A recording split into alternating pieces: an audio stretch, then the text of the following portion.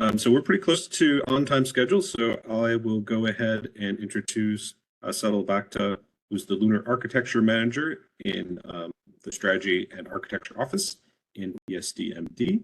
And go ahead and take it away. All right. Thanks, Ben. Can you guys hear me okay? Yep, sounds great. All right. My official title is Lunar Architecture Manager within Strategy and Architecture Office within ESD-MD at NASA. I personally and within the team like to call myself the lead lunatic.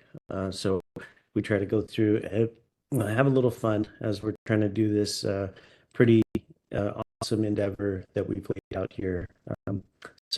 Next slide, please. At a high level for this agenda, I do want to thank Kristen and John for helping me put together these slides for today. Just want to kind of give a quick overview of Artemis. Most of the folks online should be well aware of what we're planning in the short term for Artemis. Then want to step back a little bit and take a look at the Moon to Mars architecture. And if you haven't been aware over the last 2 years, some of the changes going on at the agency level and the communications going on and how we're trying to approach architecture and approaching Moon to Mars. And then quickly, as we've interspersed through it, but really summarized some of the lunar surface exploration capabilities as we're envisioning them now. And obviously a big announcement coming later today for the LTV announcements. So factoring into how we not only plan those capabilities, but what those are starting to materialize as they get into implementation. So next slide, please.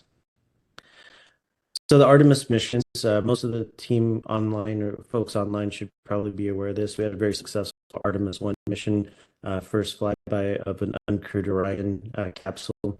We're heading into Artemis 2. The crew has been selected. You see the 4 crew there with the launch date currently scheduled for no earlier than September 2025.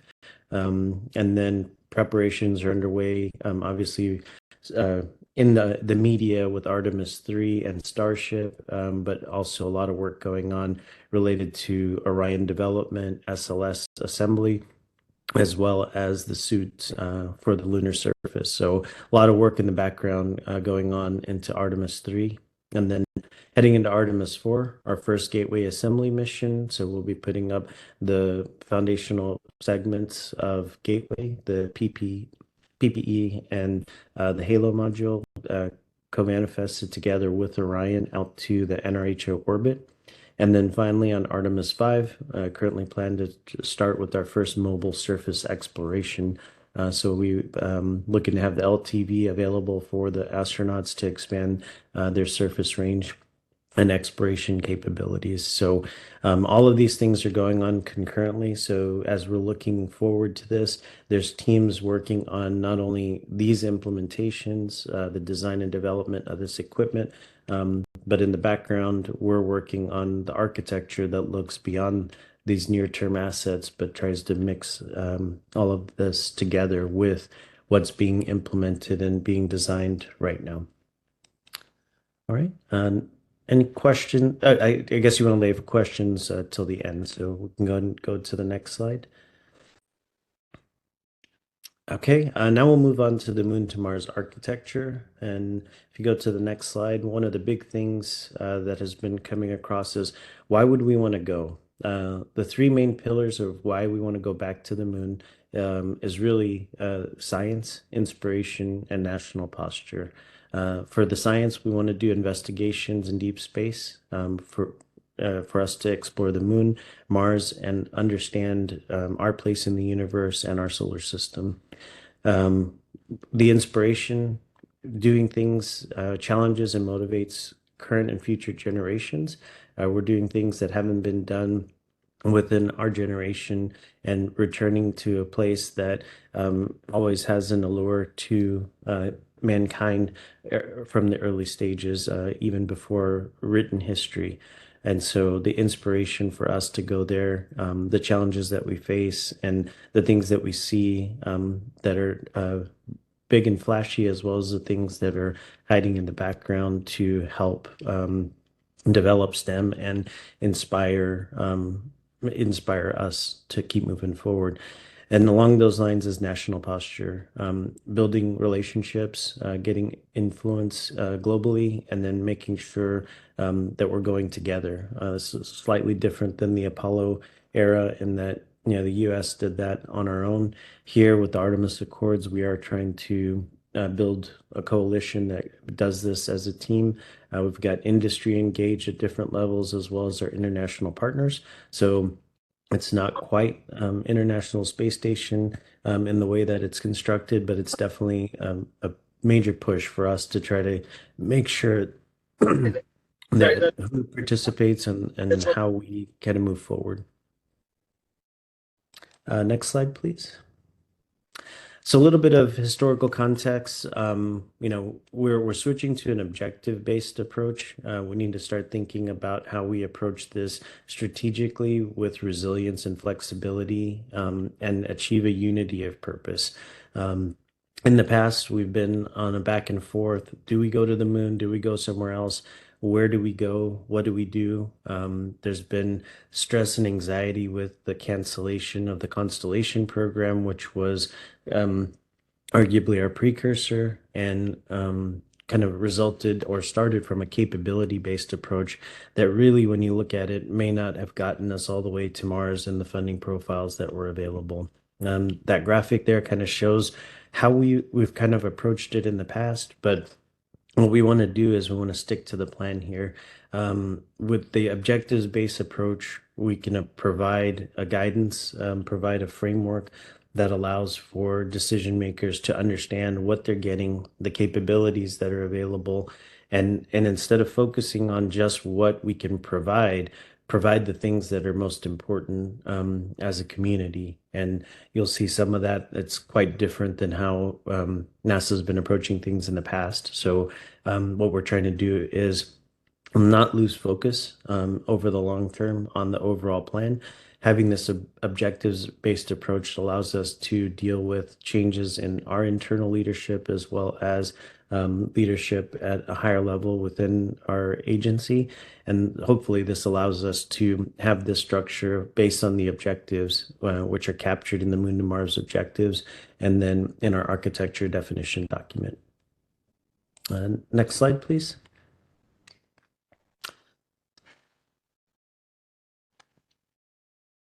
All right. So what we'd like to do is a blueprint. Our ADD, there's a link there, and there's also a QR code at the end. We're having iterative and evolvable process. We're not saying that we've developed or designed the architecture fully for the next 20 to 30 years off the bat, and we're going to stick to this plan. It's evolvable, it's iterative, and we're going to start working on it piece by piece. We've broken it down, and we'll talk a little bit about what those are. But we focus on the four major groupings of goals and objectives, and we've broken those down in order to give us a blueprint that not only gets us to the moon and to Mars, but also potentially expand to other parts of the solar system and look at using this for all human exploration within our solar system. So we're starting with the moon and Mars. The intent from our leadership is that we use this as a blueprint for all of our endeavors that take us further and deeper into our solar system. Next slide, please. Okay, so as we mentioned, we're formulating this architecture based on the objectives. As you can see from the top, we start at the left and move from the Moon to Mars objectives. We've got the product reviews and our architecture definition document. We do our annual architecture concept review. The architecture definition document is released yearly. The Rev A was just dropped in January.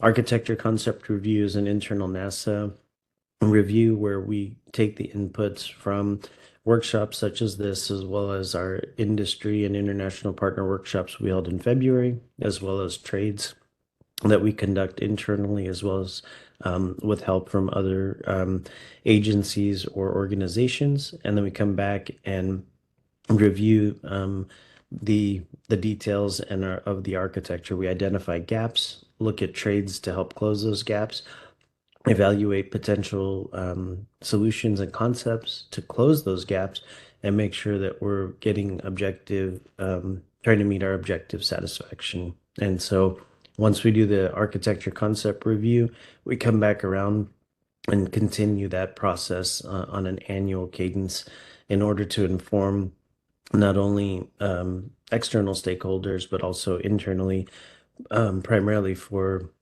budgeting and planning.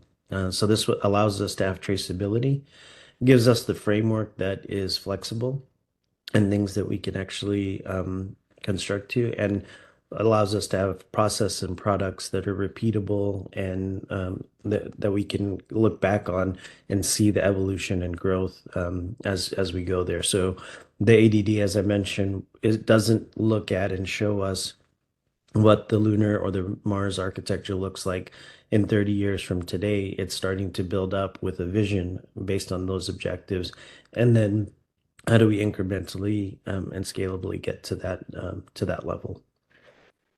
Next slide, please. Now, there's a term that you may or may not have heard is architecting from the right. If you've done the 7 Habits or heard of 7 Habits from Stephen Covey, it's beginning with the end in mind.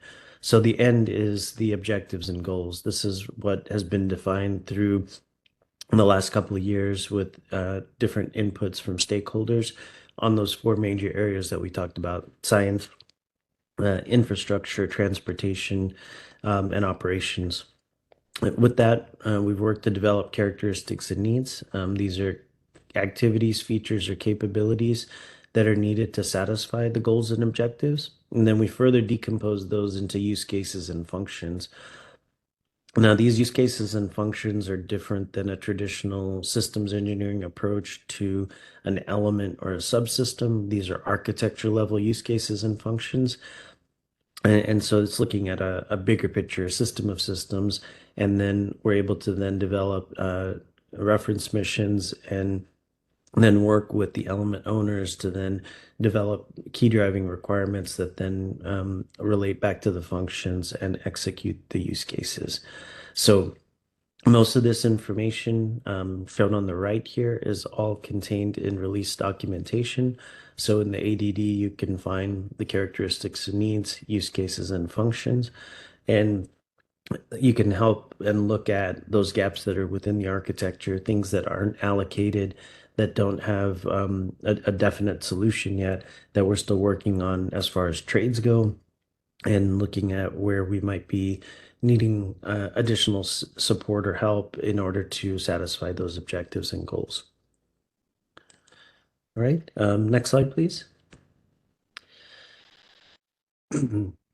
Now, executing from the left. So this is the implementation phase. This is where we're normally, a lot of us are familiar with. This is the Moon to Mars Program Office. This is the projects that we see and are aware of: Orion, SLS, LTV. But we've broken it down. Those are primarily in the elements, right? This would be an exploration system that groups functional allocations on the right.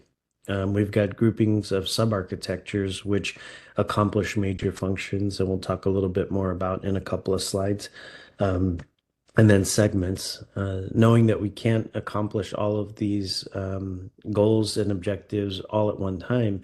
How do we break these up into notional missions or integrated use cases that show the progression of the architecture from one segment to another without getting to the final end state, in one shot? So if we go to the next slide, give an overview of the segments. Right now, we are in the human lunar return segment. We're trying to get back to the moon, reestablish our capabilities, and reevaluate the operations necessary to get back to the moon and start our initial utilization and exploration. Next segment, which will interweave with it, is foundational exploration, where we want to expand those capabilities, support complex operations, both surface and in orbit, and then start conducting our Mars forward capabilities and activities in some precursor missions. Sustained lunar evolution segment is a little bit more ambiguous. We want to make sure that we have systems to support more science utilization across regional and globally on the lunar surface, as well as economic opportunities, and then develop a steady cadence for human presence on and around the lunar surface. And then finally, humans to Mars.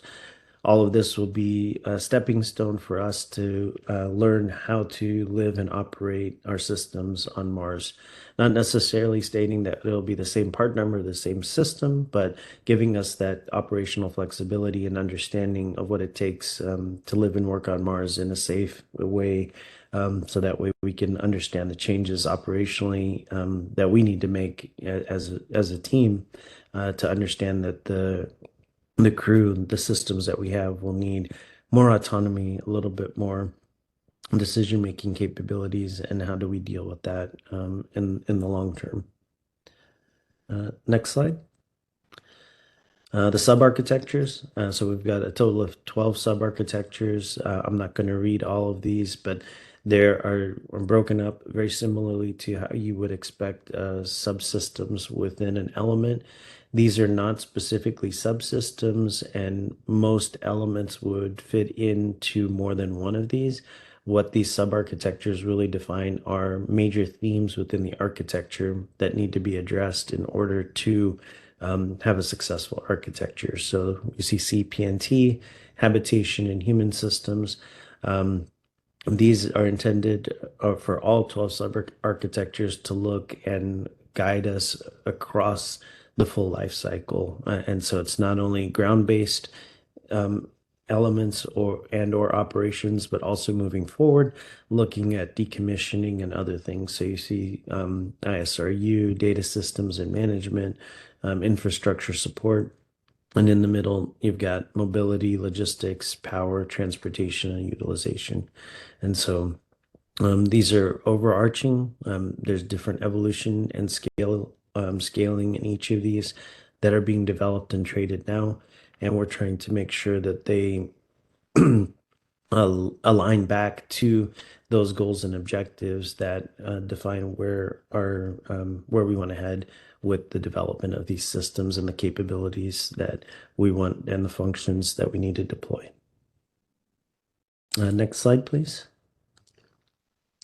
And so some of the elements, we've talked a lot about these, and you can see over here on the top, you've got the human lunar return and foundational exploration across the top, showing how we deploy some of these systems and the different elements. Who's supporting us? As you can see that there's different contributions from international partners. This slide doesn't show us all the different contributions from our industry partners, which are obviously a big part of how we accomplish our goals, but all of these are interwoven and a different view of this architecture once it's implemented into the physical realm in the terms of elements. Next slide, please. Now we had talked about looking at the architecture definition document and the use cases and functions and the gaps.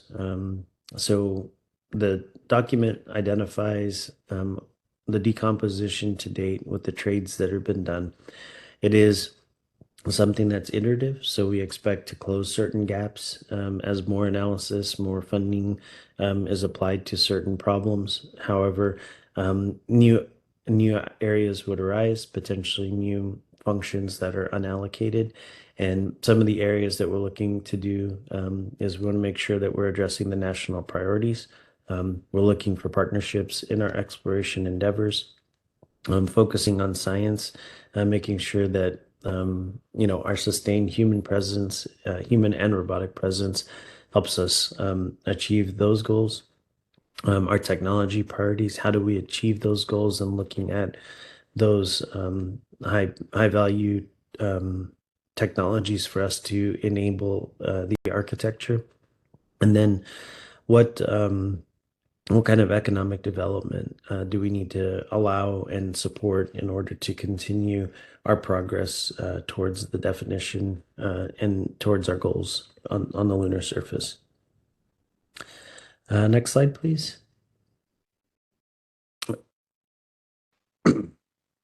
And I believe Amy has already posted in the chat the link to this as well. But here you can find the actual documents that we've been talking about here at a high level.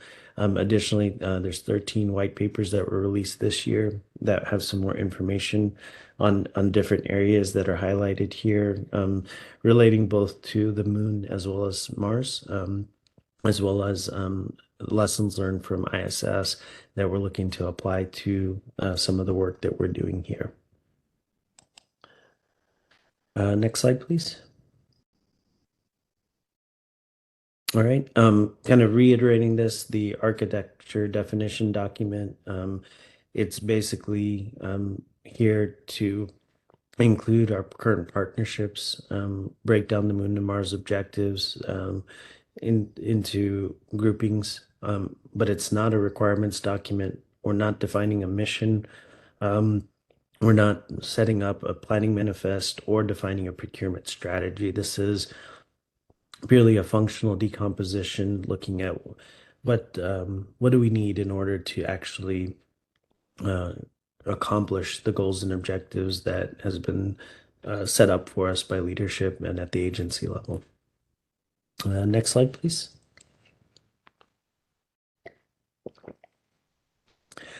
And again, we've talked about this.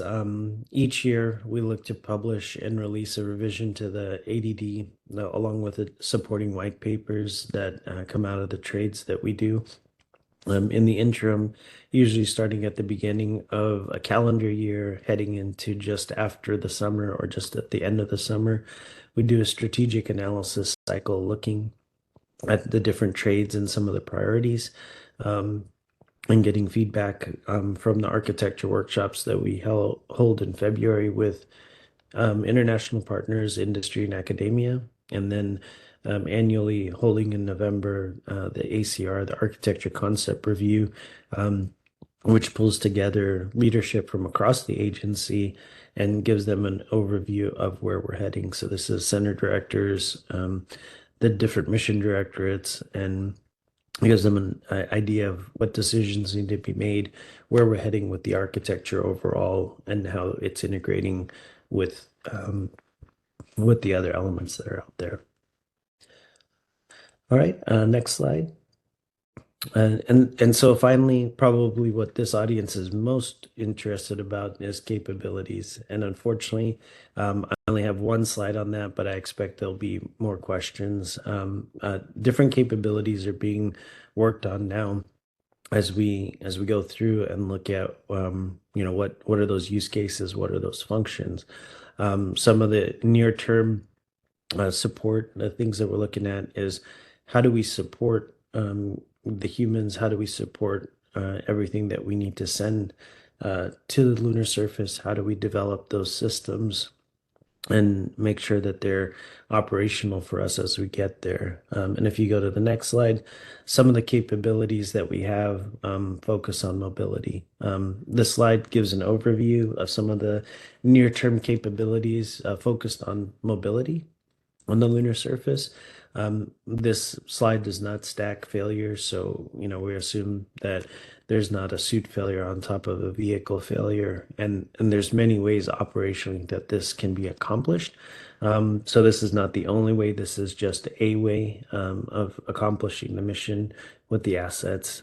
So on the bottom left, if you had suits and the crew gets there, you have approximately 2 kilometers range as far as being able to walk around the area.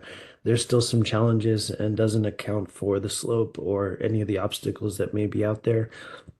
And it could be limited due to lighting or other situations, but that would be about what you would expect.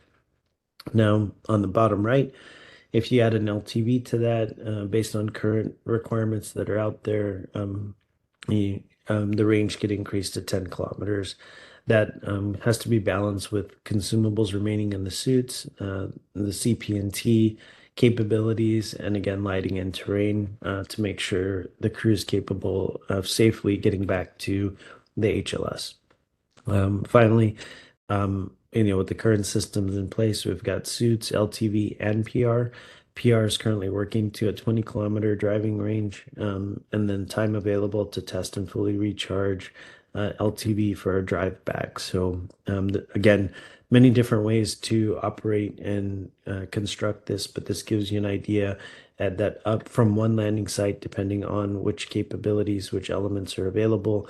You can range anywhere from 2 kilometers from the base landing site all the way up to 20 kilometers in that capability, and to do any science or exploration within that area. And again, these are radiuses, so you'd be able to then draw the circles around these areas, which there has been previous presentations that kind of go through that.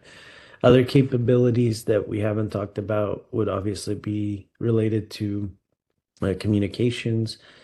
Capabilities that currently we have gaps on that are being evaluated are conditioned samples, how to actually obtain those samples and not only keep them conditioned, but return them back to Earth. And then kind of coupled in with the logistics aspect of it, not only sending equipment to the surface, but how do we get things back?